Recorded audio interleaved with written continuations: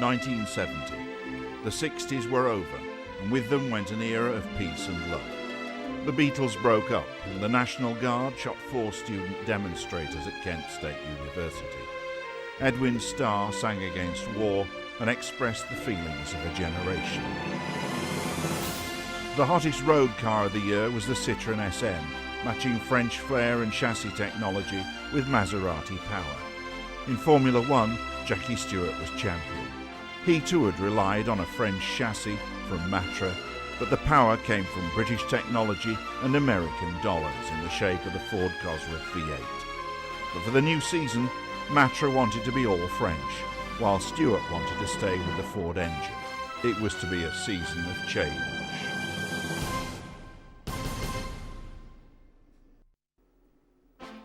The most important new name among the teams that would compete in Formula One in 1970 was March.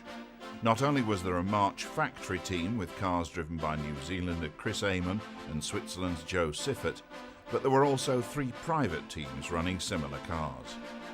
As the cars and drivers arrived at Kyalami for the first race of the season, everyone was wondering how the newcomers would perform. Most important among the independent March teams was Tyrrell, which would be bidding to help Jackie Stewart retain his championship. Alongside Jackie at Tyrrell was Johnny Servoz-Gavin, a French driver capable of flashes of brilliance. Matra was now an all-French team, with drivers Jean-Pierre Beltoise and Henri Pescarolo. McLaren, with 1967 champion Denny Hulme, was a potential winner, but March, even though it had Mario Andretti as one of its independent drivers alongside Amon and Siffert, was an unknown quantity.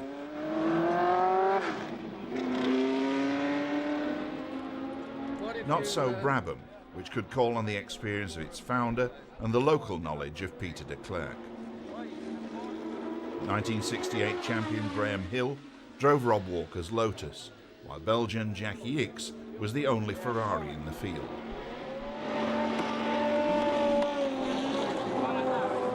BRM had Pedro Rodriguez and a new designer, Tony Southgate.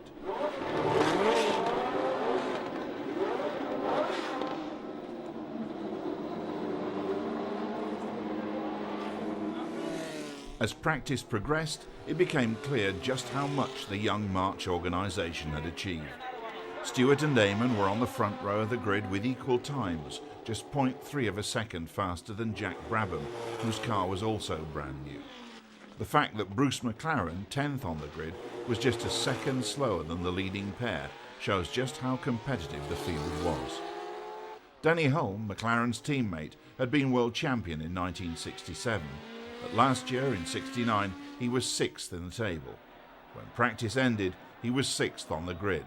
In the championship, 6th is disappointing. On the grid, it's more encouraging. At the start, Brabham was hindered and dropped to 6th, while the 2 Jackies, Stewart and Ickx, took the advantage. Ickx soon dropped back, but the Scot held the lead until lap 20, when he was passed by the 44-year-old Brabham in the first monocoque car to be built by his team. Black Jack, as he was called, didn't rush to embrace new technology, but his carefulness, combined with driving skill, certainly paid off. As usual, Kyalami provided excellent weather for the race. The clouds, so typical of high country in Africa, provided a spectacular backdrop to the action, while the breeze kept the temperature at a comfortable level. This was always one of the more pleasant F1 venues. 30 years ago, it provided an unstressed opening to the season, allowing teams to play themselves in gently.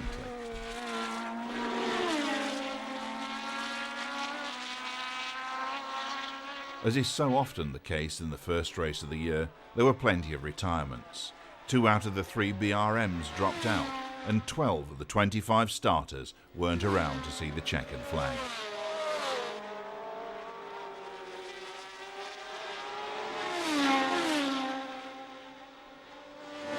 Jack Brabham, however, did see the flag.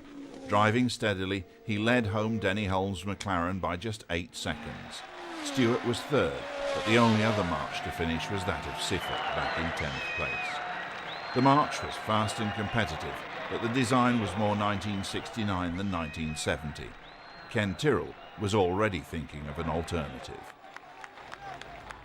In May, the Grand Prix caravan came to rest in Monte Carlo, where stars like Kirk Douglas were happy to hang out with the drivers and the autograph hunters were in heaven. Before the race could start, the drivers had to be marshalled for a massed presentation to Prince Rainier and Princess Grace. By the sound of it, the proceedings were under the command of a trained seal. But even that didn't stop Princess Caroline from being bored. As the field of 16 cars howled away from the start and up the hill towards Casino Square, Jackie Stewart was in the lead. Since South Africa, the cars had raced in Spain, and Jackie had given the march its first win. It was a race of attrition, however, and only 5 cars had finished. It was to be hoped that here, in front of the most prestigious crowd and the biggest TV audience of the year, the race would be closer.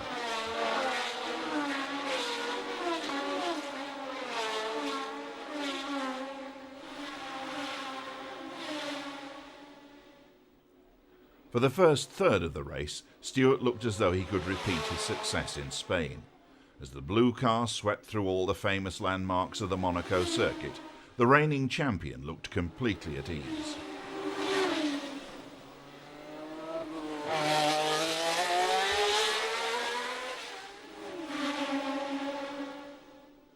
Jackie's most serious threat came from Jack Brabham, who had passed Eamon, whose march had held an early second place after 20 laps.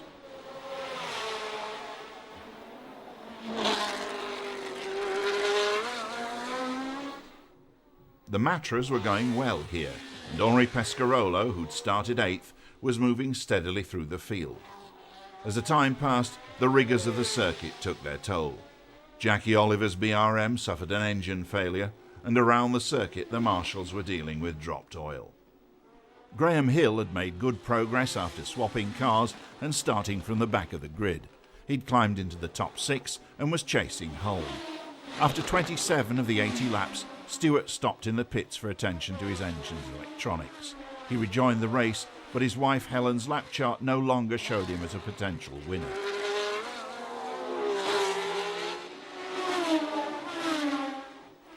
Brabham was now in the lead, while behind him, a young Swede called Ronnie Peterson, in another march, was lying 7th in his first Grand Prix.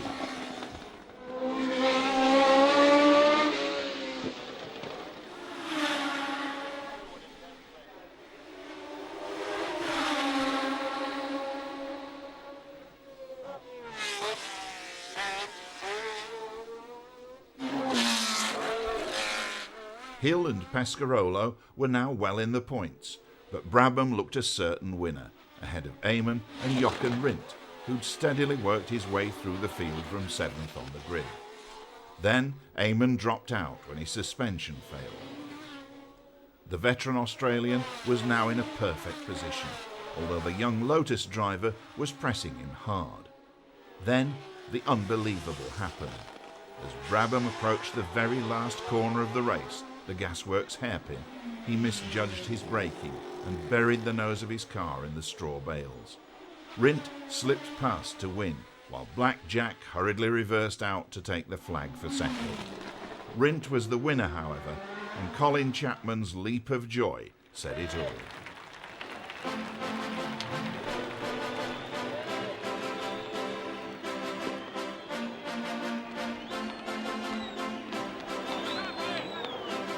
The fourth race of the year was the Belgian Grand Prix at Spa.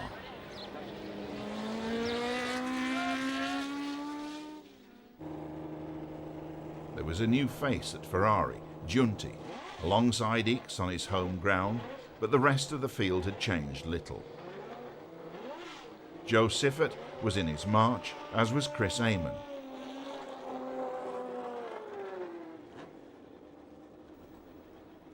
Pedro Rodriguez BRM was timed by his fiancée Glenda, while Nina Rindt had her watches on Jochen at Lotus. While Eamon talked tyres, Piers Courage was alone with his thoughts, as was Ronnie Peterson.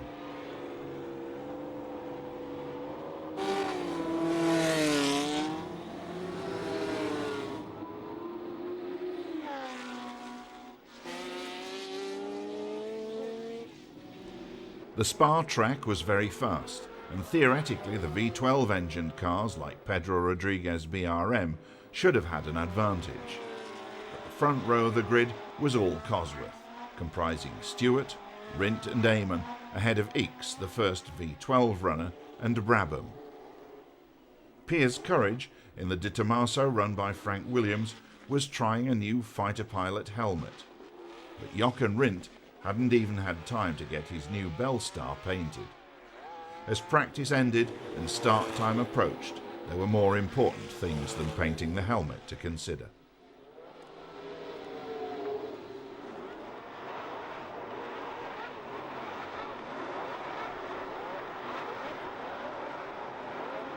Race day was fine, and apart from an official who seemed to forget where he was, the start was perfect.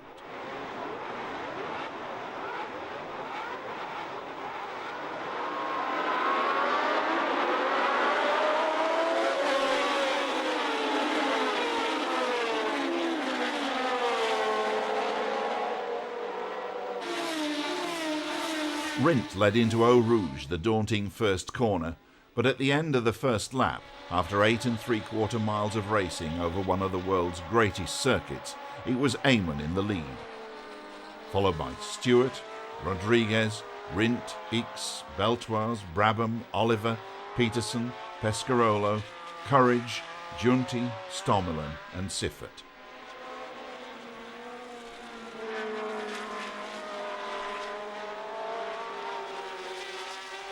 Stewart led the second lap from Eamon, Rindt and Rodriguez, but by lap 3 the New Zealander was ahead again.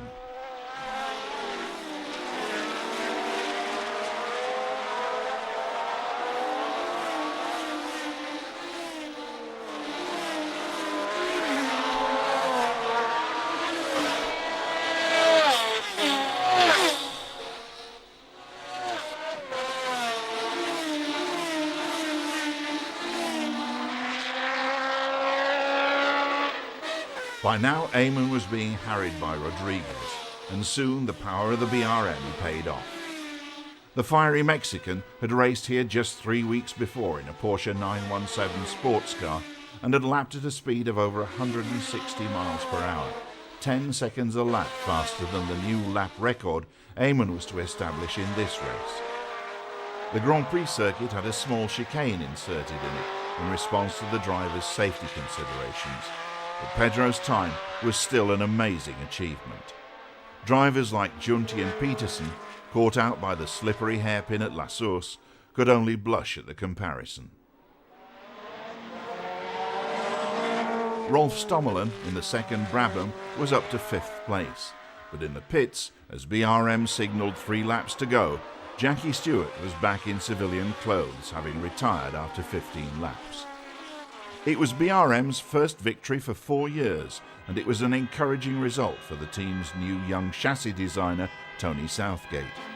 And with 4 races, each won by a different driver, it meant the championship was very evenly balanced. At Zandvoort for the Dutch Grand Prix, there were a number of new faces. François Sever had joined the Tyrrell team after Johnny Servo's Gavin had suddenly decided at Monaco that Formula One was not for him.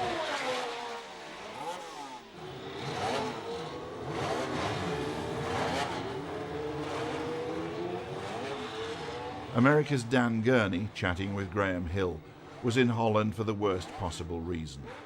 Just 2 weeks previously, Bruce McLaren, founder of McLaren Cars, had died while testing a Can-Am car. To make things worse, Denny Hulme had crashed at Indianapolis and burned his hands so severely that he couldn't drive. The McLarens were therefore driven by Gurney and Peter Gethin. The third McLaren was being driven by John Surtees, who'd formed his own team and was in the process of building his own car. There was a new man at Ferrari too. Swiss driver Clay Regazzoni was backing up team leader Jackie Ickx. There was also an important new car, the Lotus 72. It was a radical design, unlike any of the cars that were practicing alongside it. The traditional front-mounted radiator had been replaced by two, set one on either side of the driver. This gave the car a dart-like profile that hid two other important innovations: inboard brakes and suspension by torsion bars rather than the almost universal coil springs. Despite a minor accident in practice, Jochen Rindt put the brand new car on pole position, and he set the other team's designers thinking very hard. As the pre-race skydivers packed up their parachutes and the start flag was prepared, everyone was wondering whether the new Lotus would live up to its qualifying performance.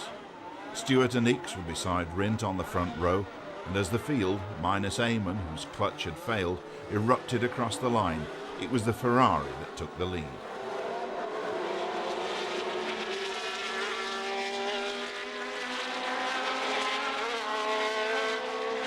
Behind the leading cars, Piers Courage was engaged in a spirited battle with Miles in the second Lotus, the Matras of Beltoise and Pescarolo, Brabham, Siffert and Surtees.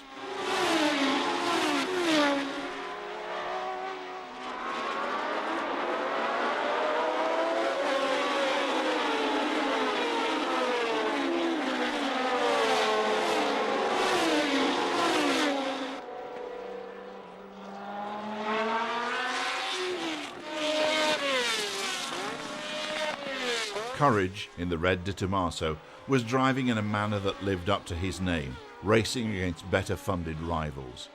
But then, on lap 23, the spectators were shocked to see a pall of smoke rising from the back of the circuit. Joe Siffert, whose engine had failed, walked back looking solemn, and the word spread through the pits and paddock that Courage, one of the last of the gentleman racers, was dead. It was a bitter blow, but the race had to go on, although the drivers who'd driven past the scene of the accident had little stomach for the pursuit of Rindt, who'd taken the lead on lap 3.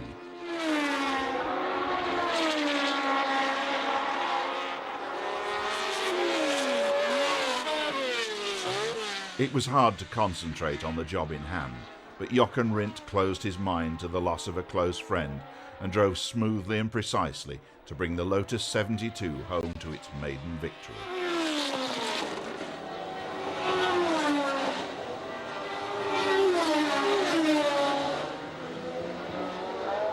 But this was a win that brought no joy, and on the podium, which Rindt shared with Stewart and Ickx, there was applause for the winner, but he was in no mood for celebration.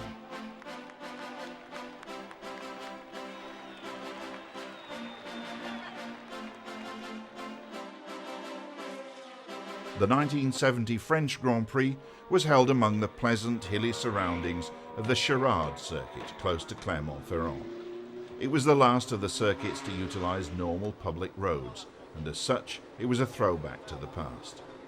Denny Hulme was back among the familiar faces on pit lane, wearing heavy gloves to protect his burned hands, which were still painful.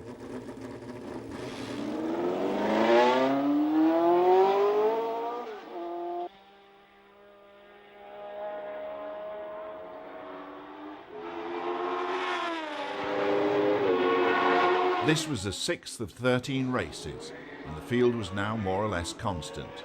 There were still newcomers, however, in this case a McLaren powered by an Alfa Romeo V8 engine driven by Andrea Diademic. The Italian qualified 15th and was no threat to the Cosworth Brigade. If there was a threat, it was coming from the V12 powered cars.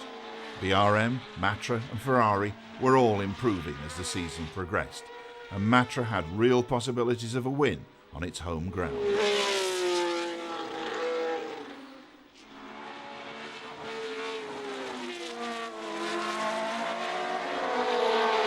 The Ford Cosworth V8s were far from outclassed, however, and although Ickx and Beltoise made up the front row of the grid with their V12-powered Ferrari and Matra cars, Cosworths powered the next 4 fastest qualifiers: Eamon, Stewart, Brabham and Rindt. Pescarolo's Matra was 7th.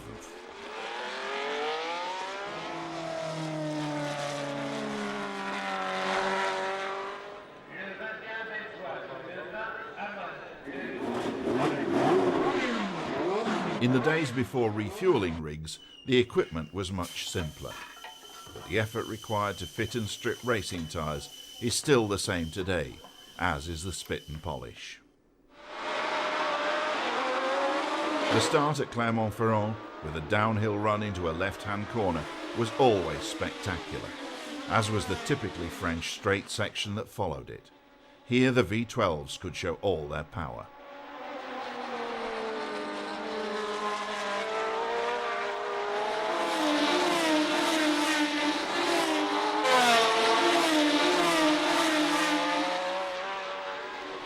The early part of the race was dominated by Ickx and Beltoise, with Stewart holding on to third place. But after 5 laps, the Scot was forced into the pits with a problem in the black box that controlled engine electronics that were advanced for 1970, but which would be simpler than those on a family car of today. When he re-entered, Jackie was in 18th place, with a hard task ahead of him.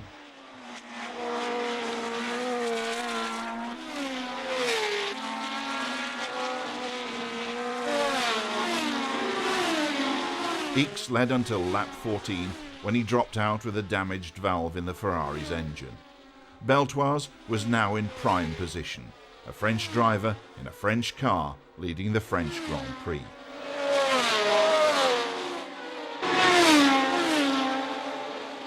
Sadly, it wasn't to last, and on lap 25 he had to pit with a puncture. This left Rindt in first place ahead of Eamon. In the pits, Ken Tyrrell was watching Stewart's progress as Ronnie Peterson came in with a broken gearbox on his march.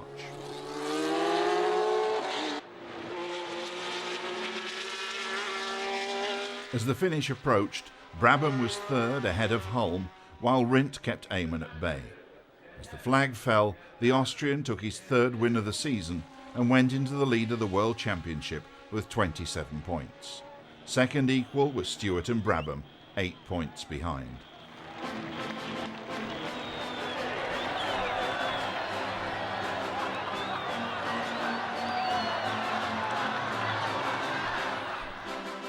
The 1970 British Grand Prix was held at Brands Hatch to the south of London. Among the shapely noses lined up for practice, there was a newcomer. John Surtees' team, based near Brands Hatch, had completed work on his new car and it was ready for its first race. There was a new driver too.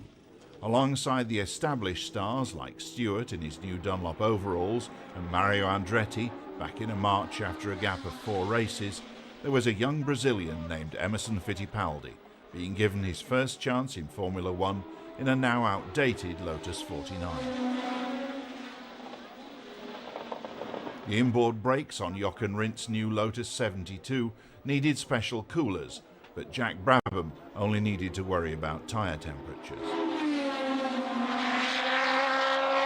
The cars that lined up for this race, which marked the halfway point of the season, represented an interesting mix of design philosophies.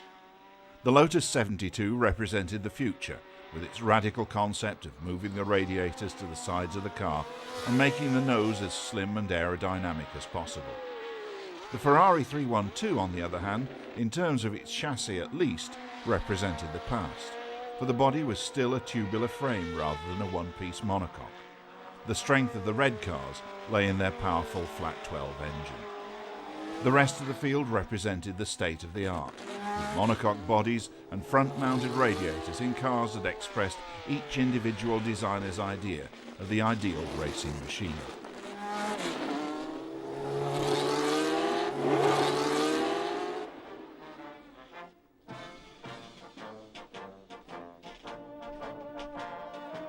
In terms of performance, however, there was little between them, a fact proved by the front row of the grid.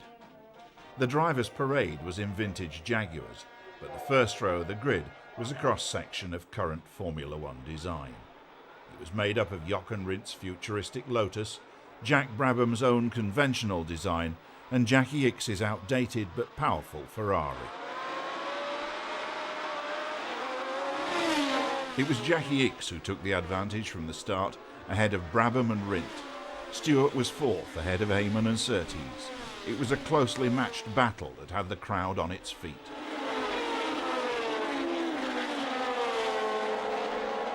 can be very unpleasant indeed, and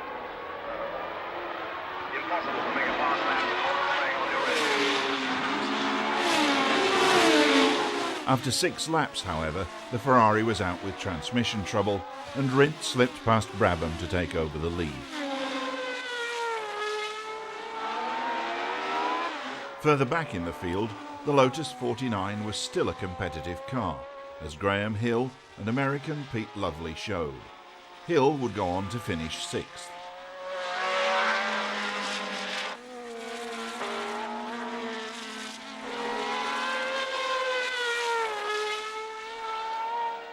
The speeds and the temperature were hard on engines, but the Cosworths in the leading cars, which included Holmes' McLaren after Oliver's BRM retired, showed no sign of giving up. On lap 68, with just a dozen to go, Brabham's pressure on Rindt finally paid off and the veteran Australian went into the lead. Victory looked certain, but then the same ill luck that had struck Brabham in Monaco visited him again. In the very last lap, his engine stuttered for lack of fuel. Once again, the Austrian flew past him with the flag virtually in sight, and Brabham rolled across the line to the sound of sympathetic applause. With the season at its midpoint, Rindt was establishing a useful championship lead. Poor Jack Brabham, who'd seen 2 certain wins turn into second place behind the Austrian youngster, had every right to feel frustrated. But for fate, he would have been 1 point ahead. 1970 was the first year in which the German Grand Prix was held at the Hockenheim circuit near Heidelberg. The change from its traditional home, the Nürburgring, was at the insistence of the drivers, who said that they would not drive on the ring unless crash barriers were erected along its entire 14-mile length. Hockenheim had been used for other races, but for many of the Formula One drivers, this was their first visit to the circuit with its unique format. The fastest part of the track ran through forest, where there were no spectator facilities, but the twisting stadium section, where the pits and the start and finish were located, held over 150,000 fans. The mass of humanity in the stands could provide a wall of sound as loud as that in the biggest football stadium. During practice, when the attendance was smaller, the atmosphere was relaxed, but on race day, with a full house, Hockenheim would be a pressure cooker. The nature of the track, with flat-out runs into the forest and out again, put an emphasis on power and high-speed aerodynamics.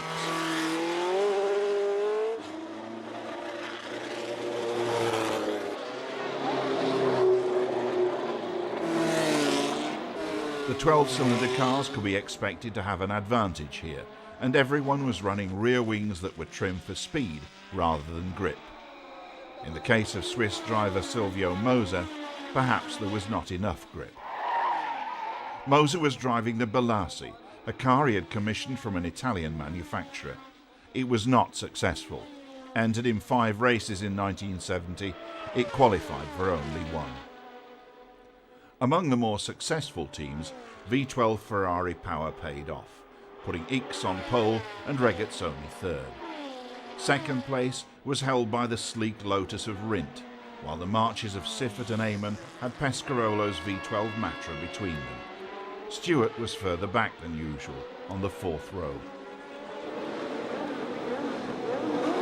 As the flag fell, Rindt was almost swamped, but he recovered, and at the end of the first lap, he was second behind Ickx.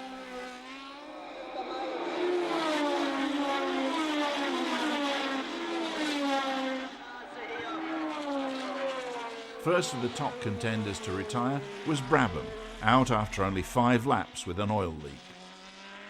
10 laps later, Regazzoni was spinning out with a seized gearbox, but Ickx, in the number 1 Ferrari, was still battling ferociously for the lead with Rindt.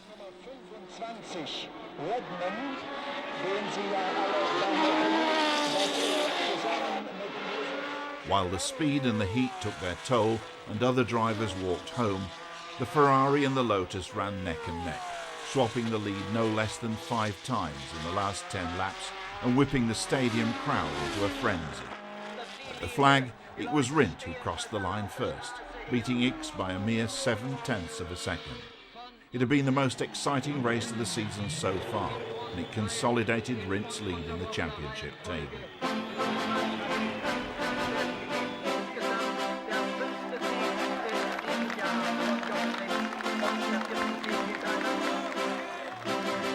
After Hockenheim, the Formula One circus moved on to yet another new venue, the Österreichring.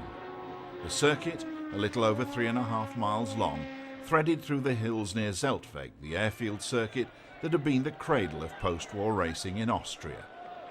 The surroundings were beautiful countryside, and the atmosphere was a cross between a country fair and a top-line motor race.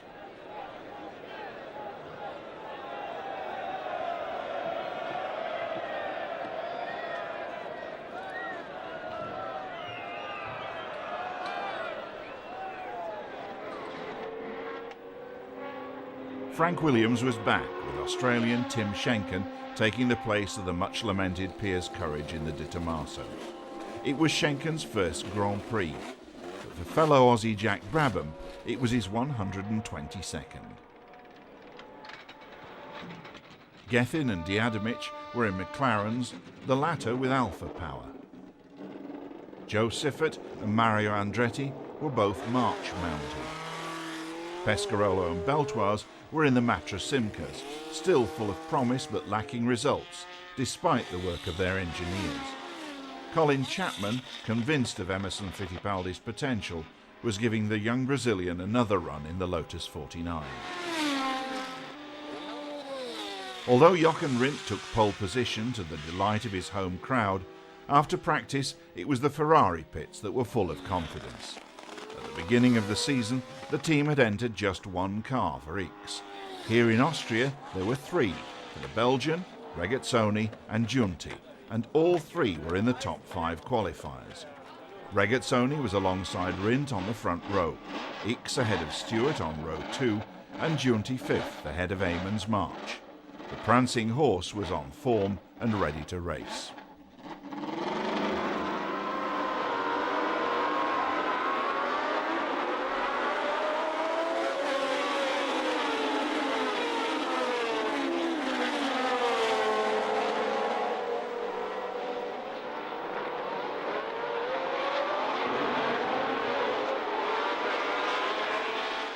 Right from the start, this was Ferrari's day. Regazzoni led the first lap, but then X passed him to take control. It was not a good day for Tyrrell. Both blue cars hit trouble on the first lap. Sever retired immediately, while Stewart made a pit stop. Repairs were only temporary, however, and he had to retire 7 laps later.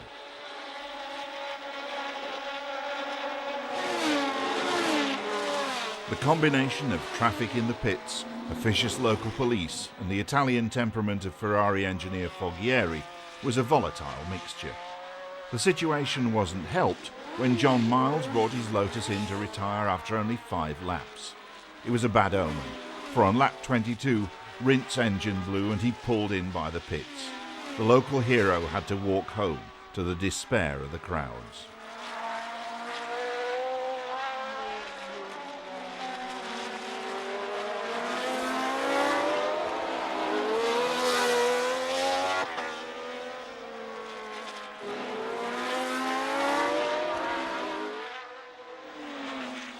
On lap 35, Brabham, who'd been running 5th, pulled into the pits after a stone punctured his radiator. In a magnificent team effort, his mechanics fitted a new one and sent him back into the race within 5 minutes.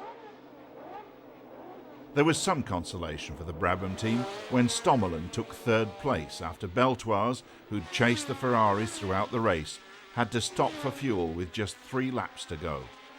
The triumph, however, went to Ferrari, with X and Regazzoni finishing 1st and 2nd and recording identical fastest laps on the same lap to share the lap record.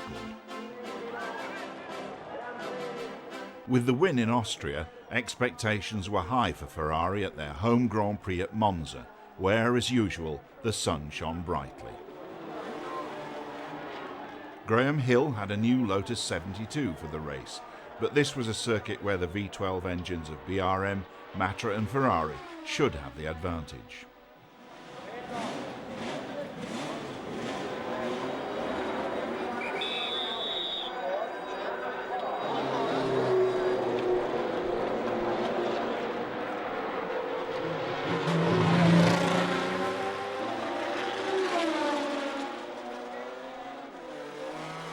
At the beginning of the season, Ken Tyrrell had realised the March would be outclassed and had laid secret plans to build his own car. It made its first appearance here, but only in practice. It was not yet ready to race. McLaren had Gethin and Hulme in works cars, Bonnier in a private entry, and Italian Nanni Galli in a second Alfa-engined car. But Bonnier and Galli both failed to qualify.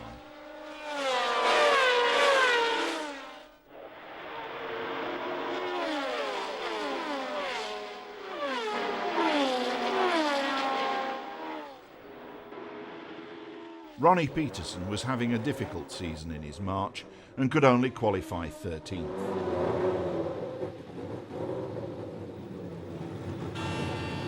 For Lotus, however, things were going very well. Jochen Rindt was leading the championship with 5 wins. For team boss Colin Chapman and Jochen's wife Nina, the pressure was off here. But then, out of the blue, tragedy struck. During Saturday afternoon's practice session, as the Austrian braked from 200 miles an hour into the Parabolica curve, a mechanical failure sent the car into the guardrail. Help was on hand instantly, but Rindt's injuries were too severe. He died in the ambulance on the way to hospital.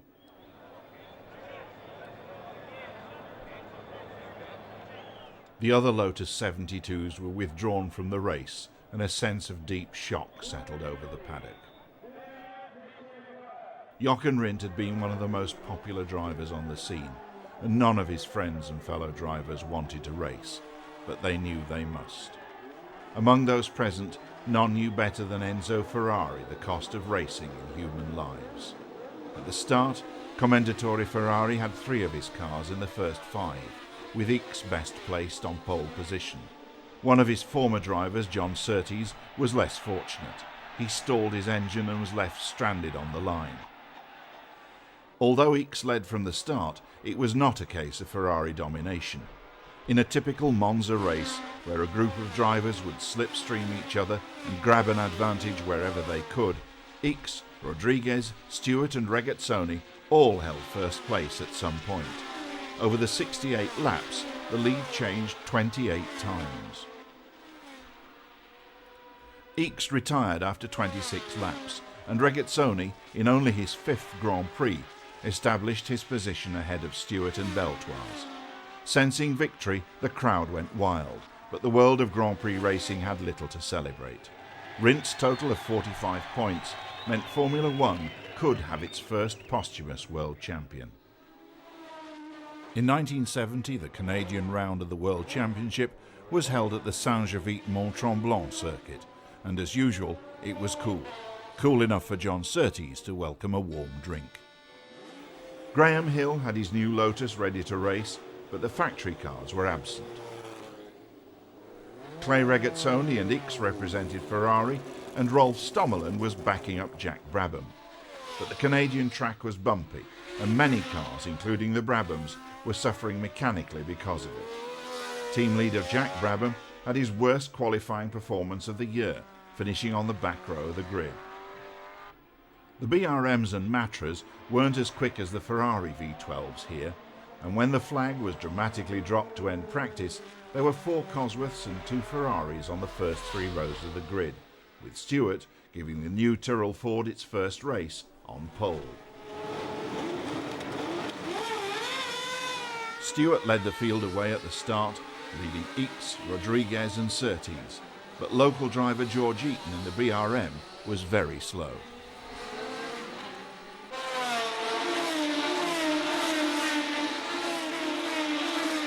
The new Tyrrell, designed by Derek Gardner, was performing perfectly on its debut, and for the first third of the race, Stewart kept ahead of Ickx in the Ferrari.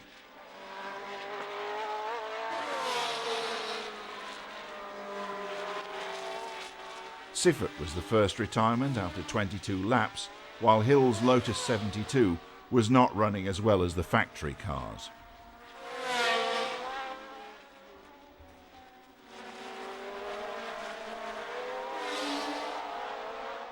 Then, after 31 laps, Stewart pulled out with a broken stub axle, letting Ickx into the lead ahead of Regazzoni, Eamon and Sever, who was still in a march until his Tyrrell was ready. A fuel stop with 4 laps to go didn't lose 4th place for Rodriguez in the BRM, while Regazzoni's second spot was safe. Sever failed 5 laps from home, and Pescarolo was a disappointing 7th for Matra. Ickx's win meant that if he won the remaining 2 races, he would equal Rint's total of 45 points, but with 4 wins to Rint's 5, Jochen's title was therefore confirmed.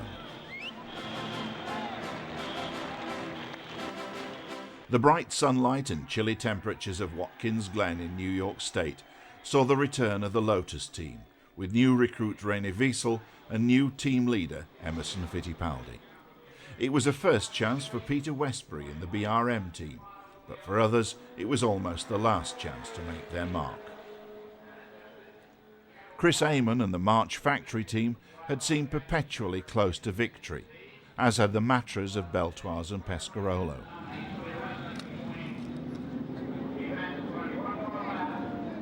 Pedro Rodriguez had 1 win for BRM, but felt he deserved another. The topography of the Watkins Glen circuit meant that although the weather was dry for practice, the cars left the pits through water draining off the higher parts of the infield. It was a hazard that was unique to America's best-known Grand Prix circuit.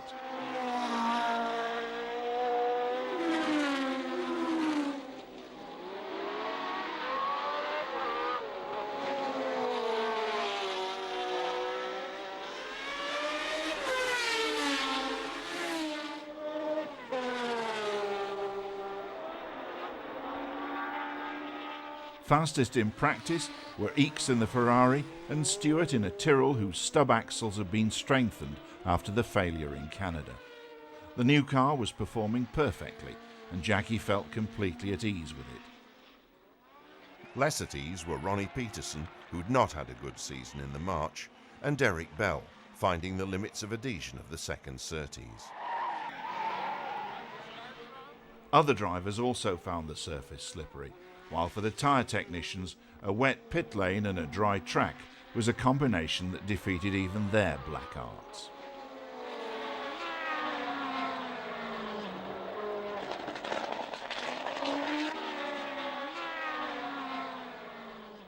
Mature beyond his years, Fittipaldi wasn't overwhelmed by his new responsibilities, and he qualified 3rd, ahead of Pedro Rodriguez.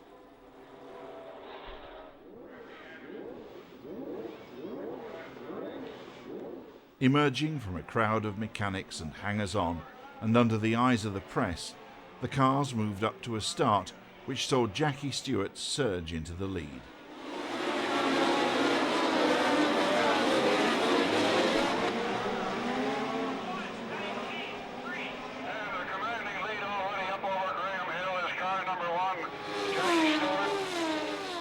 The Scot dominated the race, pulling out an advantage of over half a minute over the chasing pack. Ickx was his main challenger, but he was forced out by an engine problem.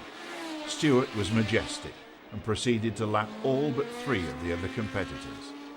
Then, having led 83 of 108 laps, his engine failed and he was forced to retire, leaving Pedro Rodriguez first and Emerson Fittipaldi second.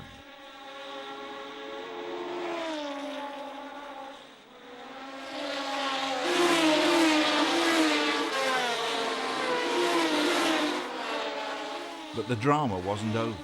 With just 7 laps to go, the Mexican dived into his pit. As in Canada, he was low on fuel. He held on to second place, but Emerson Fittipaldi had passed him to take his first Grand Prix win. René Wiesel was third, making the Lotus team's comeback complete.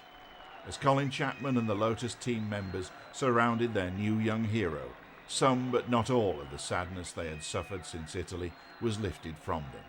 They had the Drivers' and Constructors' Championships, but the cost of those championships was a tough one to bear.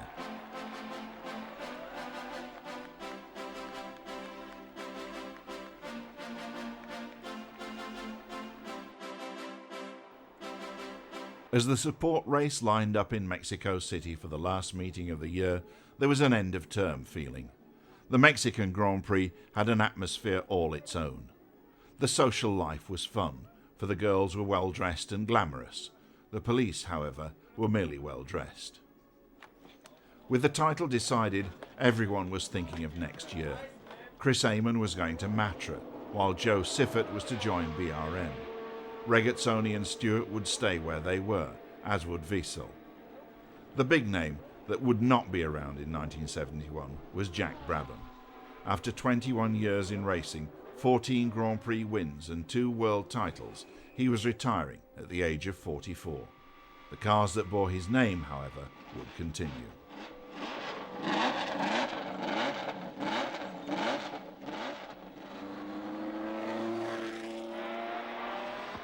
In 13 races and 7 months, the drivers and teams had covered a lot of ground. 3 of the drivers that started the season wouldn't finish it, and their loss was making the survivors more aware of track safety than ever before.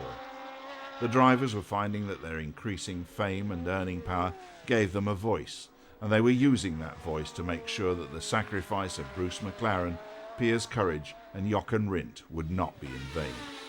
The 1970 season would go down as a turning point in the history of Formula One.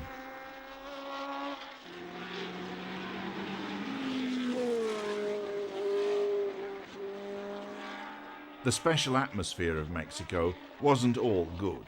The race was so popular that a crowd of around 200,000 turned out to see it.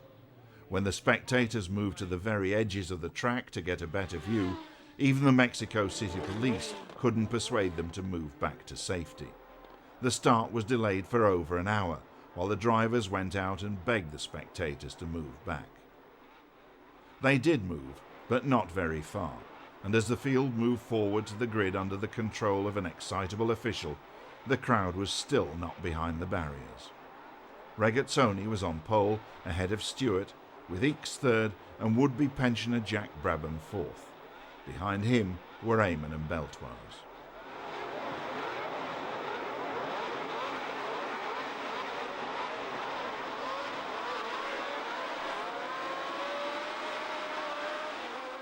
Regazzoni led from the flag, with Stewart second, but Ickx was soon past both and into a lead he was not to lose.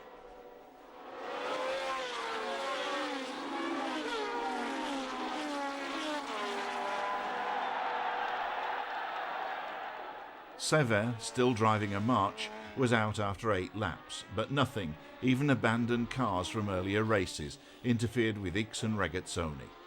Stewart retired on lap 34, the victim of a Mexico special. He hit a stray dog. And Brabham retired from his last race with 12 laps to go, suffering engine failure.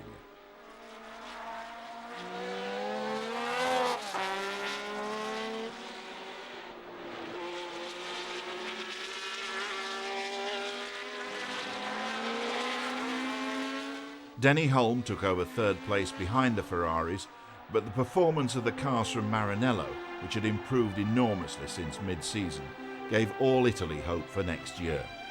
Second and third places in the championship standings underlined Ferrari's success, but Jackie Stewart's fifth equal with Brabham was not worthy of the potential of the driver or his new Tyrrell.